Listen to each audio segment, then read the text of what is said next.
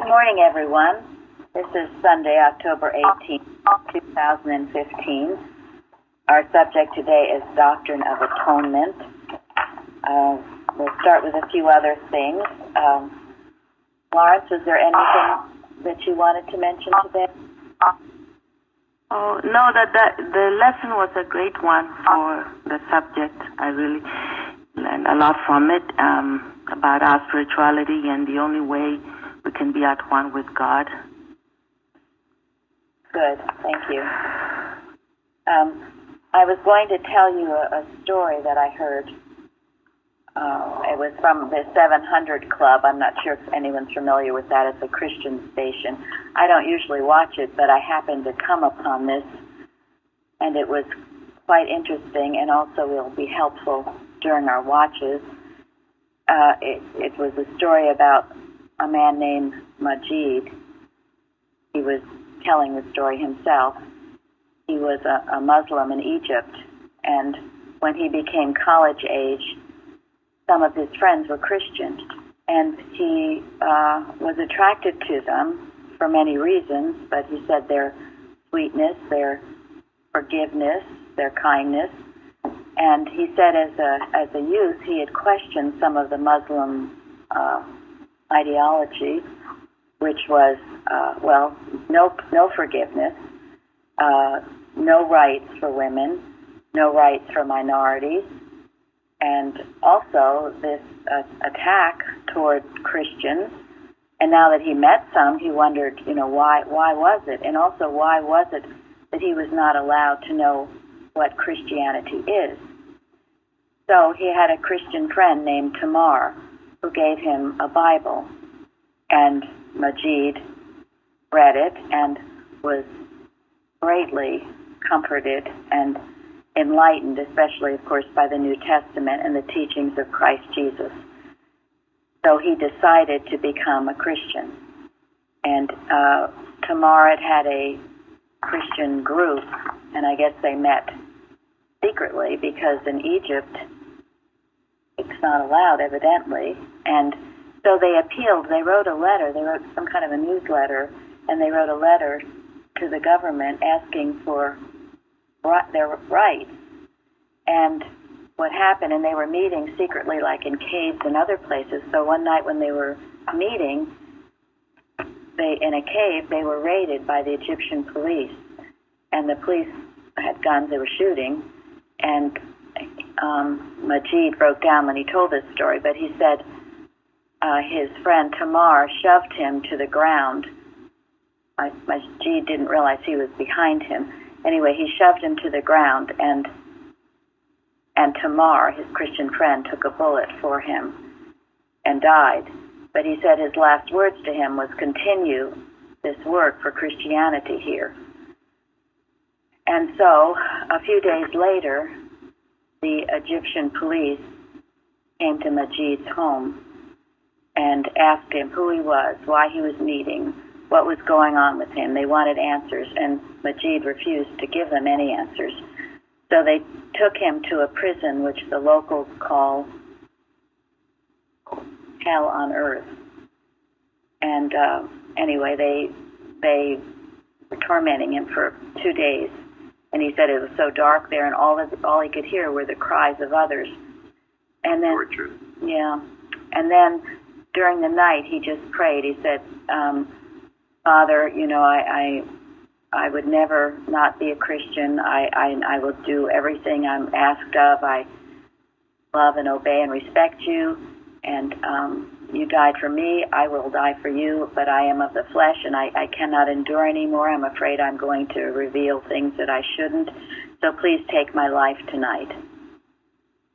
So in the morning, the guard came with 3 vicious attack dogs. And Majid put his head down to be prepared for the attack.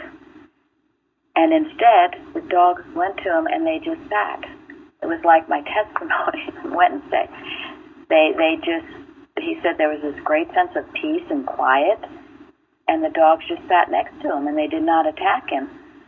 So then they brought in 3 more attack vicious attack dogs. And the same thing happened, and except in this case, one of the dogs came up and began to lick his face.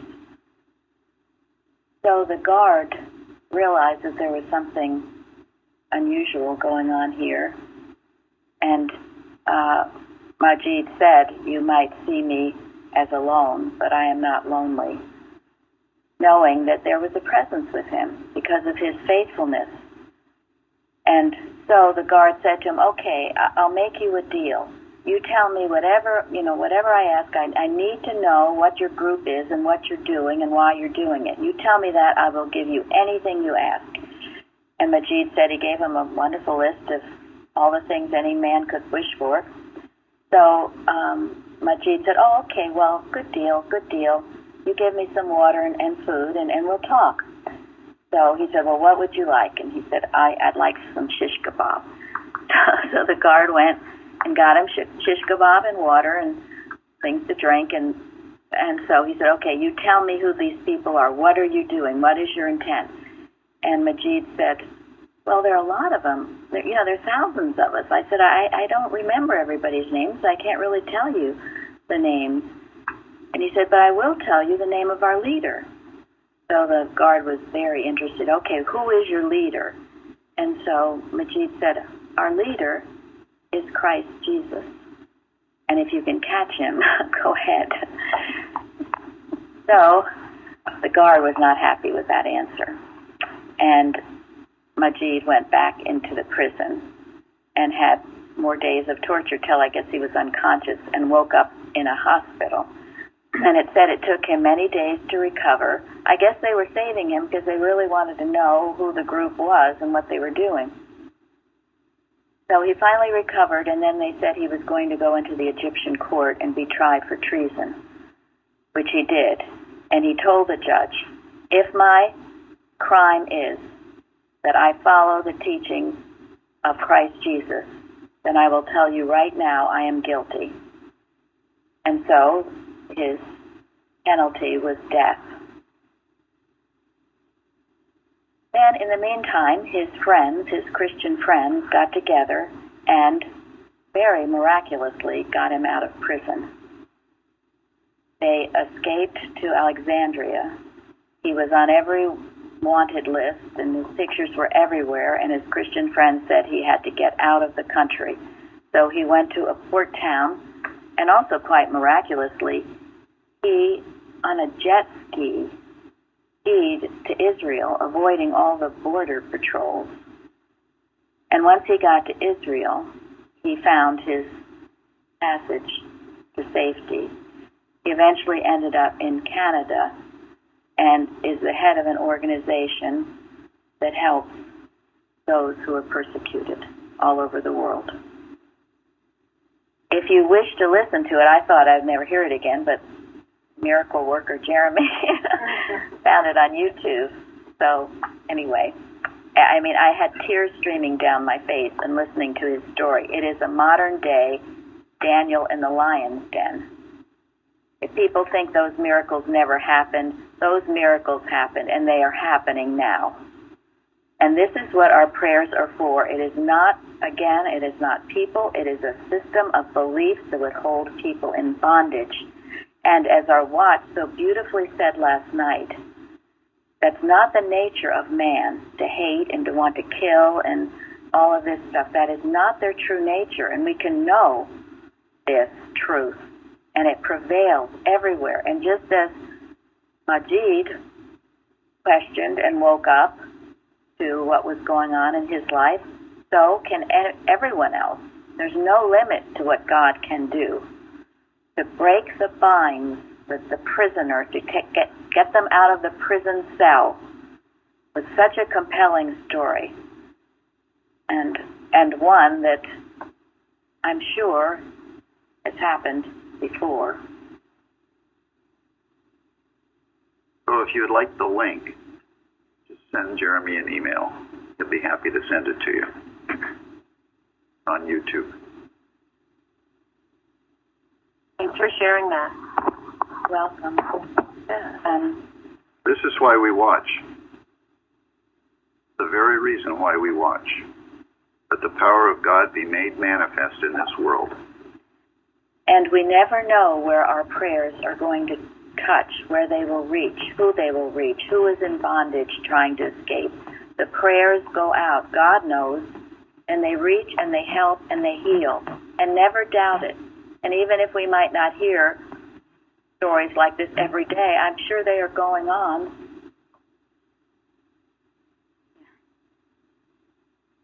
So, and again, we know our dear man in Pakistan who translates our lesson every week, who is under threat, as Majid was under. We pray for him, and he is voicing Christian Science in Pakistan. And that is amazing. And he comes under the protection of God in that work. God loves him and knows him. And the Christians that do stand up for what is right, there's a protection there. Just as with Majid, the dogs wouldn't attack him. Life, truth, and love are a law of annihilation against anything unlike themselves. He was in that Christ consciousness. And so no plague came nigh him. In that way, his life was spared.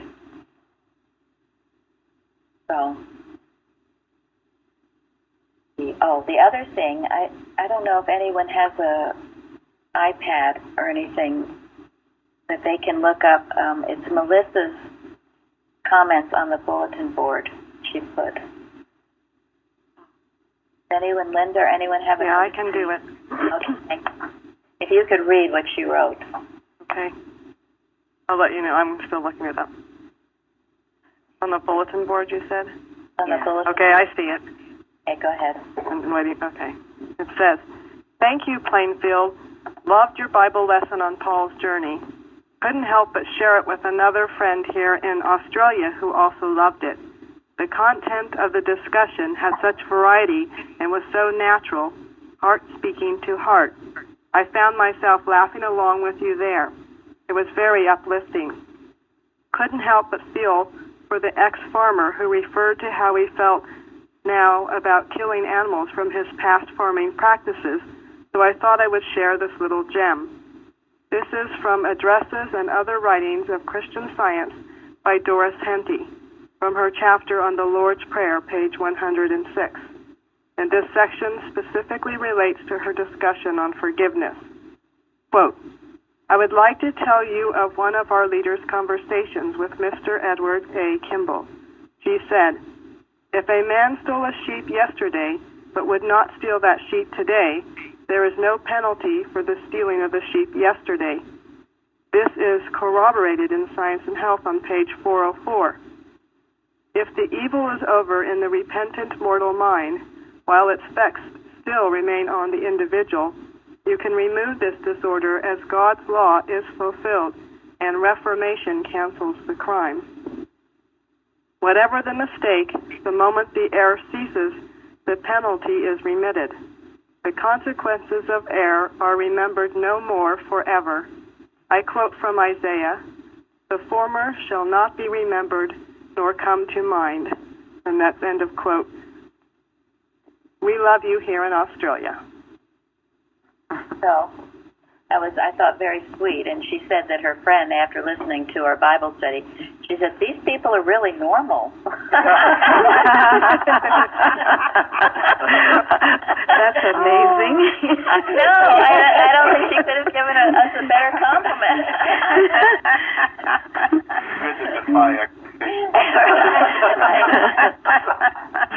And it made me very happy to hear, too, that when people listen, and I've heard others, I mean, Joe had said this, Joe from Florida, too, that when she listens, she feels like she's actually part of it and laughs with us and other things, because we do have a good time and we do like to laugh and tell interesting things. So I thank you all for making all of these activities so vibrant, so interesting, so lively, so normal.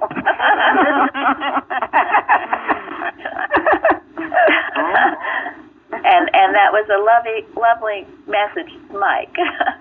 and she said her heart felt for Mike. And I know when others of you have told stories, you know, people feel for you because they've experienced the same thing. Hopefully, someday maybe she can join us live. the Bible study is in the middle of the night in Australia, as is the Roundtable. Thank God we've got Uta and Zari who have been so faithful.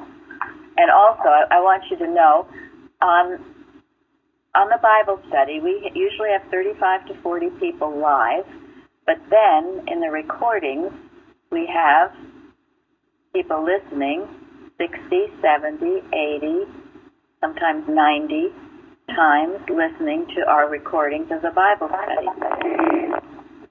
The Roundtable is similar.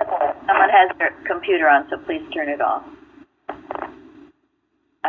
The Roundtable is similar. We usually have more people alive at the Roundtable and less listening to the recordings, but it gets a lot of, people are listening. And I'm grateful for that, because the whole purpose is to bless and heal, not just those of us here, but those anywhere, everywhere. So today, the golden text in our lesson, then said Jesus, I do nothing of myself, but as my Father hath taught me, I speak these things. So Florence bordered on it, but does anyone want to know what the theme of this lesson is? Being one with God. Humility. Yes. Yes. One with God, yes, but you cannot have one with God without humility. No. You can't. It's impossible. Impossible. Impossible. Can't do. Okay, so it's a requirement. And once you lose that humility, as we had that excellent Bible study yesterday, you lose that humility, you lose it all. Actually, I think this is, in my opinion, the best Doctrine of Atonement lesson ever. And I've been here for many years because it was so simple and clear. At one with God. How else is there unless you drop your selfishness and take on humility as your natural and normal quality? Thank you. I've Very also great. read that. Oh, sorry. Go ahead. Well, I was just. I read sometime that it's humility, honesty, and spirituality that gets it. Say that again. Humility, honesty, and spirituality. Thank you. Good qualities. Yeah. Yeah, and emphasized over and over again by Mrs. Eddy. If you stay honest, you will finish your course with joy. You have to be honest. You can't try to fake it, fake other people, fake yourself. Got to be honest. Stay where you are and proceed from that point. Never anything to be ashamed of, never anything to hide. If it's not of God, it's not yours, so you get rid of it. And spirituality, yes, follows. Which leads me to, is Elizabeth here? Elizabeth, your forum, if you would, forum contribution, if you would tell us about it and the definition of cultivate. Okay. Hang on a sec.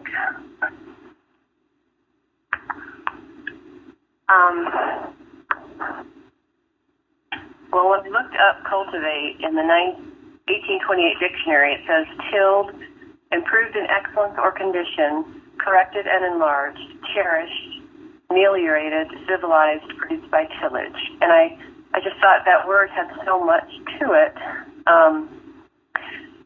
And when you break it down, I mean, you have to till your thought to get it ready, to prepare it for the truth, which means you have to get rid of your stagnant or wrong thinking, kind of overturn it so it's receptive to God. And then you also have to improve and correct your thought continuously. It doesn't stop. You always have to do that, as we know, and cherish it, being grateful for this spiritual understanding. So when I looked up that word, it just struck me. And he talks about it's not a supernatural gift, but it's the result of cultivated spiritual understanding. the power of healing, which we can all have. I thought that was just wonderful, that definition. Thank you, because that really speaks to what is required for the spirituality that Florence mentioned, that is required. That is how you get spirituality. It doesn't just kind of float in on a silver platter. Yeah. Magic wand, which I thought it was sometimes. Well, yeah. Right. We all will hope for that. I would say some people might seem to have it more than others for some reason, but that doesn't mean that you don't have it. It just means it hasn't been cultivated. It's been buried, or you've been miseducated, and it's therefore within you. Again, that's what I loved about that watch last night. The idea it's within all of us. Just have to find it and do exactly as Elizabeth read, the definition of cultivate. Get rid of people. Go ahead. No, I was going to say, if you really love something and you want it to grow, I mean, you're taking care of it. You're watering it, and you're just doing all you can to nurse. It's like nursing something that you love. It just has a sweet sense of spirit there. It's lovely. Thank you. That's beautiful. Bruce has this organic garden. He's out crack of dawn every morning. he loves it. And Mrs. Eddie said, go ahead, Mike. I just wanted to speak to that because having farmed and used chemicals in one point, and now whatever I do in the garden or whatever is organic, it's very interesting to me that putting on chemicals reduces the flavor, and doing things properly, cultivated properly, everything has more flavor and is a better product. Interesting, isn't it? That's interesting. Yeah. Well, it's the natural sense of things. But anyway, go ahead. No, it's keeping the purity of what it is already. Yes, right. That's right. Keeping it pure. And also, it takes more work to do it organically. Yes. More work because you love it. Yeah. Well, I was just going to say, I love it because I find it a very humbling experience, because it's clear that maybe I can go out and cultivate and water and weed and everything else. But it's so clear that I myself cannot make one thing grow. I can't make it grow. They grow, but it's not because of my effort. It's because it's naturally part of the force of the universe that does what it will. There is a superior intelligence in this world. People don't like to recognize it because they can't see it with their eyes. It's not a tangible thing. But when I see my garden grow, I know there's that other force, which is the most powerful force in the world. It's still in operation. The one and only force. But it's interesting when you think about your spiritual sense and whether you're actually cultivating your spiritual sense or not. I think of what goes on in the schools. You know, you'll learn all this stuff, but are there any courses that actually cultivate your spiritual sense? Think about it. The most valuable thing you have, your spiritual sense, which is the source of all inspiration, which is the source of all intelligence, and the schools don't cultivate it. Some don't even recognize it. No, Gary speaks from experience, and he studied all these laws of probability and all of that stuff, and it actually shut down his spiritual sense. He had to totally unlearn everything. I gave a testimony a long time ago about how when we were first dating, we were supposed to meet somewhere, and I was praying. we were in Boston. The MTA was late or something, and I was praying that Gary would get the message as to where I was. Those days we didn't have cell phones, believe it or not. Anyway, and he was going into the law of probability. He was trying to figure out all the odds and the this and that.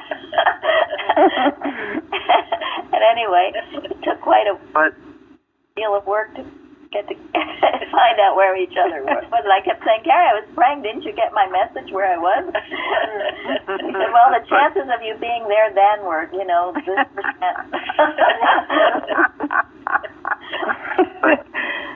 And getting back to... Go ahead, Mike. Getting back to the gardening, though, on around page 332 or so in the platform, Mrs. Eddy talks about the human and divine coincidence. And there's an interesting book that my daughter had to read for environmental called Braiding Sweetgrass. And this Native American, it's a Native American thing, I don't remember which tribe, but they had a ritual of using this sweetgrass and in ceremonial purposes. And she went to college, the lady went to college to become a botanist, and did a study which all the professors and the higher up said was irrelevant and not scientific. And the study was to see if the sweetgrass did best when it was harvested the old way, where they only took less than 50% of the sprigs of grass. If it was some of the new natives didn't know how to do it, so they just kind of pulled it up, or if it was left alone. And what was fascinating was it turned out that where it was either picked the old way or almost uprooted, it thrived, but when the sweetgrass was left alone, it died out. So there is because of our God-given dominion, there's an interaction between the plants and the people, and it's not just, God uses us in conjunction, I guess. Well, God leads us in the right path if we will follow. Right, exactly. Very good, thank you. Yeah, and I see it all the time in other aspects of the world. In business. I've been in business all my life, and it's fascinating to me that those people who are most, successful in a good way are not the most highly educated or the most intelligent necessarily by human standards. They're the people who followed their instinct. And instinct is just another word for spiritual sense. They're the people who got an idea and followed it, and who had an open mind, a clear thought. And it's so clear that is the quality that God can use to get mankind out of poverty, to get mankind out of bondage, to lift mankind out of every limitation. Albert Einstein, he was smart, but he was a rebel. None of the universities would give him a job after he graduated and got his PhD, and wrote some very revolutionary papers on physics that really changed the way physicists think about everything. They still wouldn't give him a job because he wouldn't conform to their rules. He was a free thinker. He got inspiration. That's how he arrived at what he concluded, through inspiration. Certainly true of Christ Jesus, of Mrs. Eddy. It should be true of this church to make sure we are each individually cultivating our spiritual sense and not conforming, but listening. We all take what Carpenter says is the divinity course, which is direct instructions from God. We have our times together, and you can call practitioner, but then you have plenty of time during the day to be listening to God and cultivating this spiritual sense. Listening for it. It is the greatest gift, perhaps, of all that we have. And everybody has it. It's up to us to develop it. Yes, everyone has. Nobody's left out, because people out there think, oh, somebody has more spirituality than I do. We all have it. It was God-given. Absolutely. And that's why we go back to children, too, because children naturally have it. You see it in them, their innocency, their joy, all of those things. But then it can be seemingly drummed out of you. But it's always there to repossess, the renewing of your mind. Any more on that, cultivating your spiritual understanding? Then, Jeremy, what did you say about Houston? Houston, I guess.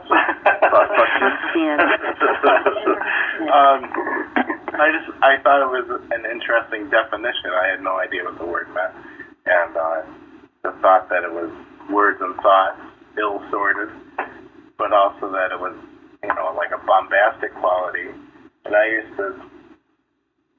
used to make up, I don't know, things would go wrong, and I would make up these outlandish stories, and I would laugh, and everybody around me would laugh, and it would seem like it made everything okay, but it was really just hiding from it. And I realized not that long ago, actually, that I don't do that anymore, and I got thinking about it. So when that word came up, it made me realize what it was, why. Yeah, it goes along with pride. Thank you. And what did you say, Florence, about that, too? Oh, no, just the word bombastic is ridiculous. Who wants such a quality, It's something very offensive, I think, the sense of it. It does make you scratch your head when you see people acting that way and wondering, why. Yeah, it is. It's weird, but it does show a lot of fear, doesn't it? Because it's covering up. Yeah. It's covering up a lot. Oh, big time. For people to go to that extent to cover up something must be a lot to cover up. But that's the personal sense, isn't it? Evil is real and it's attached to me, and so I've done something wrong, so, I don't look so good. Well, it's not real, it's not you, it's not me. It's error. Error uncovered is what? Destroyed. Yeah. Yeah. So it's a liberating process that's not easy for everybody to actually apply in their own lives because of the fears that they have. So if you see someone acting pridefully or bombastically, you can cover them with the love of God and know that's no part of them. No part of them. There's no reason. God made them secure, and they know who and what they are, and they don't have to have a selfhood apart from God. They always bring this to the truth. And it's just another sign that there's no fulfillment outside of Christian science. Okay. Yeah. Yes. Yeah. And that's why love is the liberator. Yes. So, Linda, what about making broad their phylacteries? I've never looked that word up, actually, so what was that all about? That was actually, the phylacteries were another word for the, now I don't have it in front of me, the, sorry, I thought the other word. Frontlets? Yes, frontlets, thank you very much. They were talking about the frontlets, but that was really more something they wanted you to do in your thought, to hold the commandments in your relationship with God. But then it became a physical activity that was actually self-protection. They thought it would keep them holy and away from sin and even from disease. And the more pronounced that they were, the more holy they might look. So I thought that was interesting that they were the two things, the same thing, but they took it materially. Yes, very interesting. They wore these things on their arms with, these statements of truth in them, as if it was some kind of a protection or to show everybody how holy they were. It's taking something good, an idea, like the frontlet, a good idea, and turning it into something human. I mean, actually, the reminder's not a bad thing, but if they're doing it to show off or to ward off evil spirits or something, it quickly becomes a bad thing. I think it's something like people wearing crosses everywhere. I mean, sometimes it's so contradictory to look at a cross and who is wearing it. It's interesting. Maybe something like that. Yes. It goes back to what I yesterday talking about Christopher Columbus. When they would land on these islands, they would put a cross, but then they would act in the most horrible way. And in truth, the native Indians, the natives there, they were the Christians. They were the Christians. They might never have read a Bible or anything, but they were the Christians. And that's the point. Who are we to say? And that's what happens when we get into this religious garb and thems and those and all of this. Converting, even. I've known of more than one person who got seriously turned off from Christianity because they saw somebody who professed to be a Christian and acted in the most abominable fashion. I know I did. Yeah, Jeremy, I know. We can exactly. Yeah. Yeah. I could tell you a few stories, but I don't want to take up all So that's why let yourself be examples in deed and in truth, and not in word only. Not in word, and certainly not trying to convert others. Better let your light shine, just as that Tamar did in the story of Majid, where Majid was led to want to know more about Christianity because of the life that Tamar led. That's how it happens. That's how you convert, if you will. You bring them into it by your example. They become interested by who and what you are, not because you're forcing it down their throat. That, again, is fear and insecurity. Forcing it on somebody would not have led him to do all he did. Absolutely not. And in science, we know the unreality. I'm going back to the story of Majid, the unreality of error. But you have to prove it. And when people just jump over and say, oh, all of that doesn't exist, and I'm going to close my eyes, head, and mind to the whole thing, well, that is not handling it. You've got to see it. You've got to acknowledge its claims and then denounce its power. That way, you dismantle, unthrone, and destroy it. It's not from running from it. If you're running from it, it shows you're what? It's real to you, and you feel fearful. Yes. When David saw Goliath, what did he do? Ran to him. He ran to him. He was sent by God. And he had no doubt. So we must feel the same way. And that is humility. Think about it. If you have a problem you are avoiding, then you better take a good look at it and run to it. Okay? Embrace it. I love that. I can't quote it exactly, but Mrs. Eddy saying, cowardice never conquers. To get out of any situation, you meet it and defeat it. You don't run from it. Go ahead, Florence. So I think that's why, the practice of writing down what am I afraid of is important, because sometimes there can be some that you so want to avoid that you don't want to look at it at all. But to really look in your heart and see, okay, what are the things that I'm afraid of? It helps to meet it in the sense that you're saying. Absolutely, yes. That was an assignment I was given years ago. It was so helpful to me. by Mr. Evans. Write it down, then write the antidote. Take a look at it. Sometimes when you write it down, you can actually laugh at it. Sometimes it's stupid, silly, but it just festers in your head unless you get at it. Go after it. Don't let it boss you around. What it would like to do, intimidate. Go for it. Get rid of it. Destroy it. As we do and as we will. So we will turn for a little bit now to our miscellaneous writing. Page 37 at the bottom is just a short one that we really probably don't even need to talk about, but I will have it read.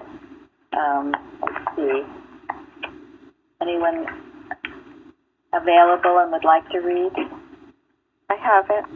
Okay, thank you. Does Mrs. Eddy take patients? She now does not. Her time is wholly devoted to instruction, leaving to her students the work of healing, which, at this hour, is in reality the least difficult of the labor that Christian Science demands. Thank you. Any comment on that one? All right, then. Makes you wonder how many people really appreciated what Mrs. Eddy was doing when she was no longer healing. What was she doing?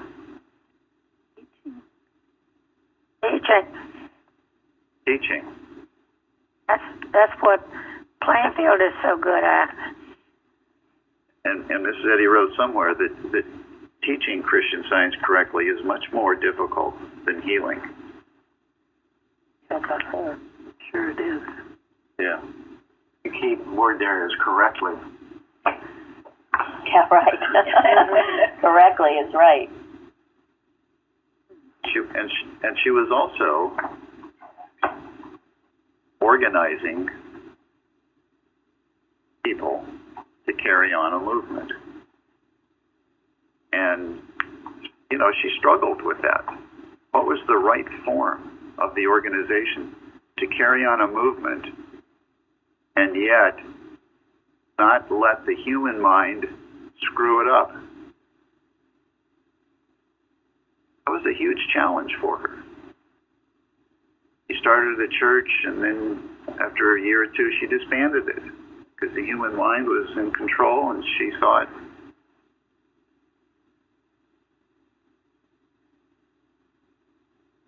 So she disbanded it before she started it again. She started the Metaphysical College as a way to teach people, and it flourished. It prospered. And in the height of its prosperity, she closed it.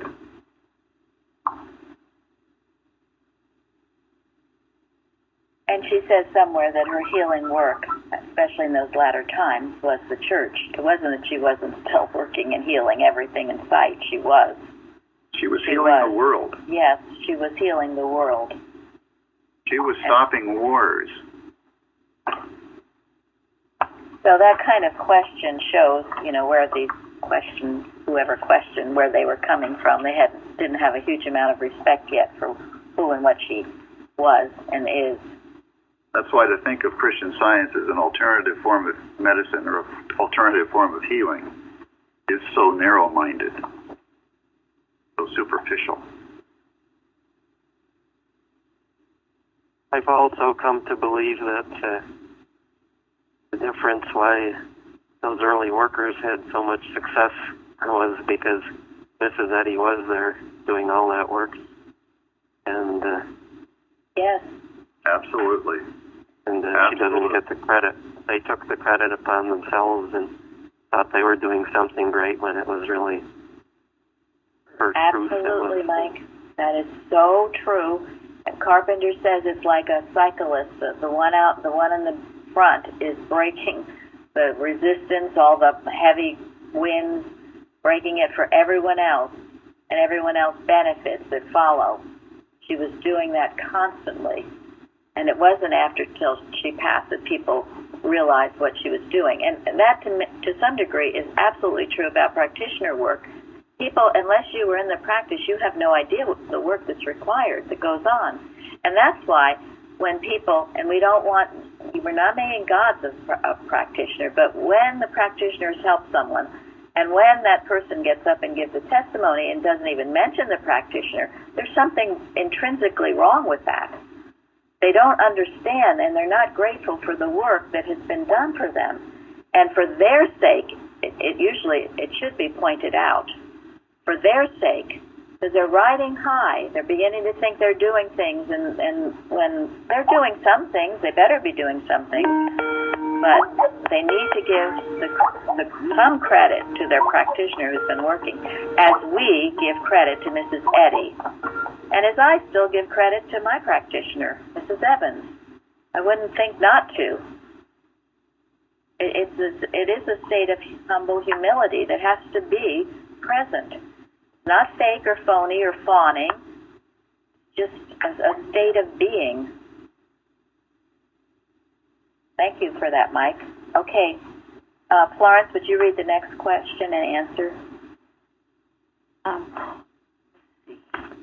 Why do you charge for teaching Christian Science when all the good we can do must be done freely? Interesting. When teaching imparts the ability to gain and maintain health, to heal and elevate man in every line of life, as this teaching certainly does, is it unreasonable to expect in return something to support oneself and a cause?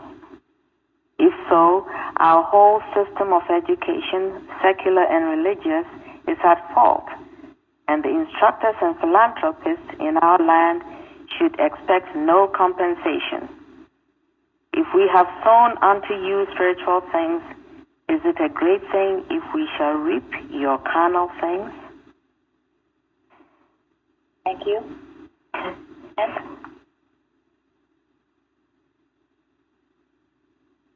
reminds me of the statement in the Bible, the laborer is worthy of his hire. So if somebody's doing the work, they should be compensated. Yes. And it plays on this idea of Christianity and goodness. And I know there's sometimes, I've taken charity cases, but generally speaking, you should pay them. You should pay something.